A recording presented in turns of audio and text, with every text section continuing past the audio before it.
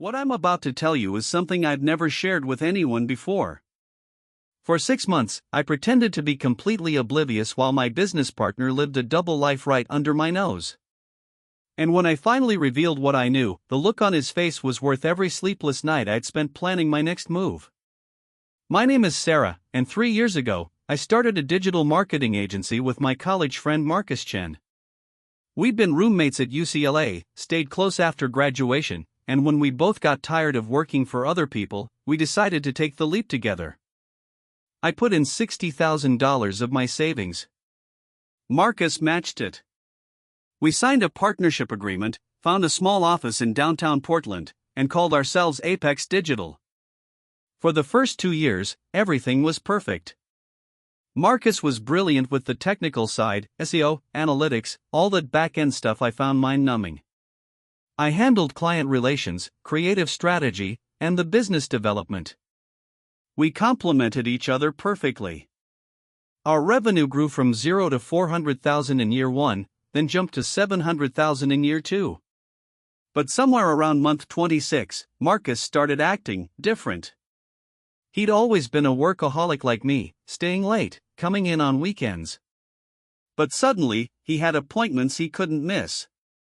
Doctor visits that happened twice a week. Family obligations that required him to leave by 4 p.m. sharp on Fridays.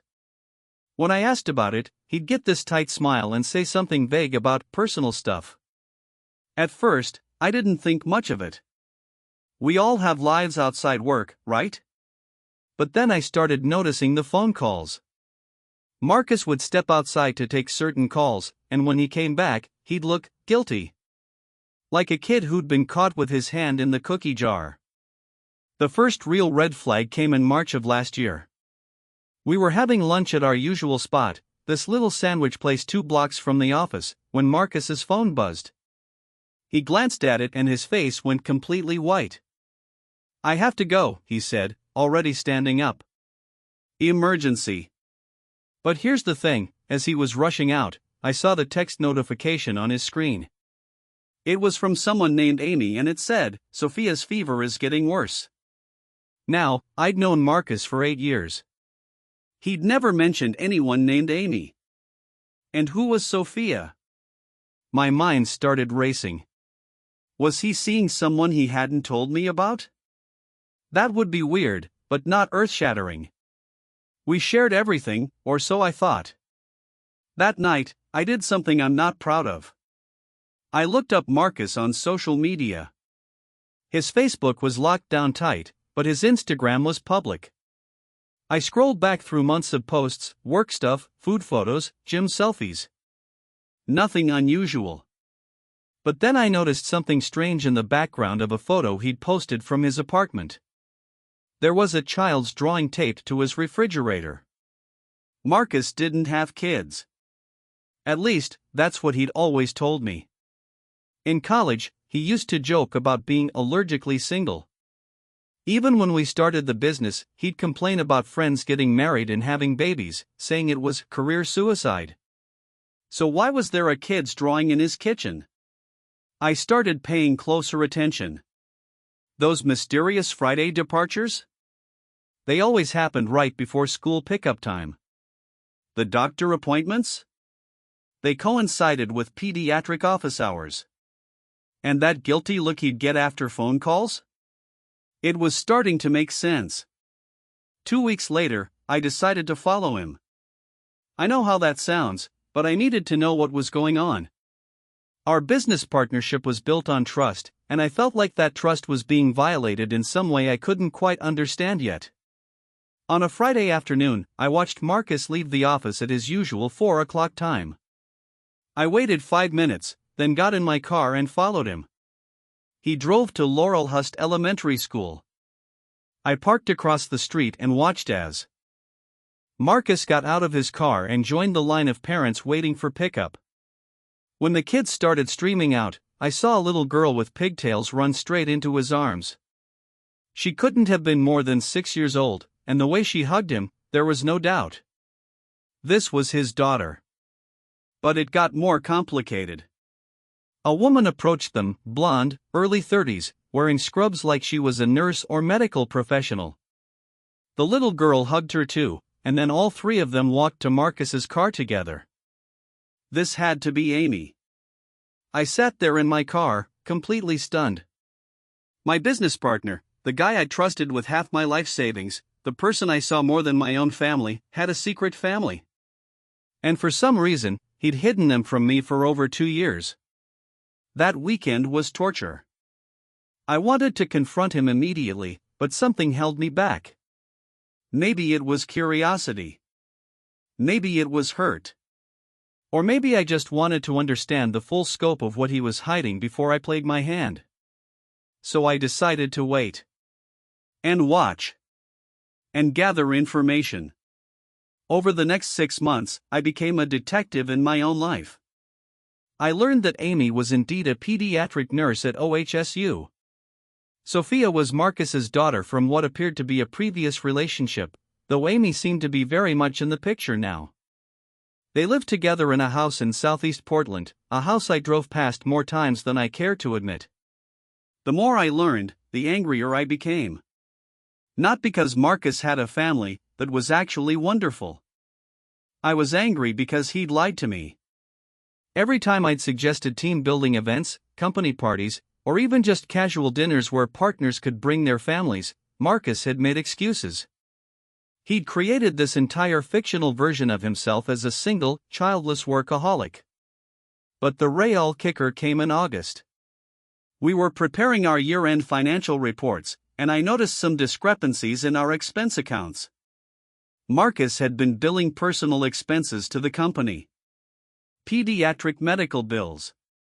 School supplies. Even a family vacation to Disneyland that he'd taken in June, a vacation he'd told me was a solo hiking trip in Oregon. He'd been stealing from our company. From me. And using my money to support the family he was too ashamed or afraid to admit he had. That's when I decided it was time to end this charade. I scheduled a meeting with Marcus for the following Monday.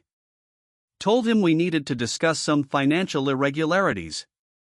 When Monday came, I had everything laid out on the conference table. Bank statements, expense reports, photos I'd printed from his social media, even a Google Street View image of him, Amy, and Sophia in their front yard. Marcus walked in at 9 a.m. sharp, coffee in hand, completely unprepared for what was waiting for him. The moment he saw the papers on the table, his face went through about 5 different emotions: confusion, recognition, panic, and finally, resignation. "Sit down, Marcus," I said, keeping my voice calm and professional. "We need to talk about your family." For a moment, he just stood there. Then he sank into the chair across from me like all the air had gone out of him. "How long have you known?" he asked quietly. 6 months, I replied. "The question is, how long were you planning to keep lying to me?" What happened next surprised me. Marcus didn't try to deny it or make excuses. Instead, he just started talking. He told me about meeting Amy 3 years ago, right around the time we started the business. How they'd fallen in love, how he'd discovered Sophia wasn't biologically his but had become his daughter in every way that mattered. How they'd gotten married in a small ceremony 18 months ago.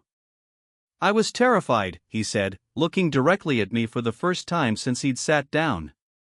Terrified that if you knew I had a family, you'd think I wasn't committed to the business. That you'd want to dissolve the partnership. I let him finish, then I slid. The financial reports across the table. "What I can't forgive," I said, "isn't that you have a family. It's that you stole from me to support them." The look on his face when he saw the highlighted expenses. That was when he realized this wasn't just about hurt feelings. This was about betrayal of trust and actual financial fraud. "Sarah, I can explain," he started, but I held up my hand. "You've been billing the company for personal expenses for over a year," I continued. "Medical bills, school costs, family vacations. That's $23,000 of my money, Marcus. My money that you used while lying to my face every single day." I gave him a choice. He could pay back every cent with interest, plus agree to new partnership terms that included full transparency about his personal life and financial dealings. Or I could dissolve the partnership, take him to court for the stolen money, and start over without him. Marcus chose to stay.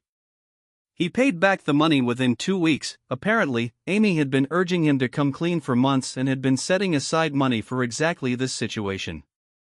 We restructured our partnership agreement to include family considerations. Marcus now openly brings Sophia to the office sometimes after school. Amy joins us for company events. And our business has actually grown stronger because Marcus isn't constantly stressed about maintaining his double life. 6 months later, Apex Digital hit our first $1 million year. Turns out, honesty really is good for business.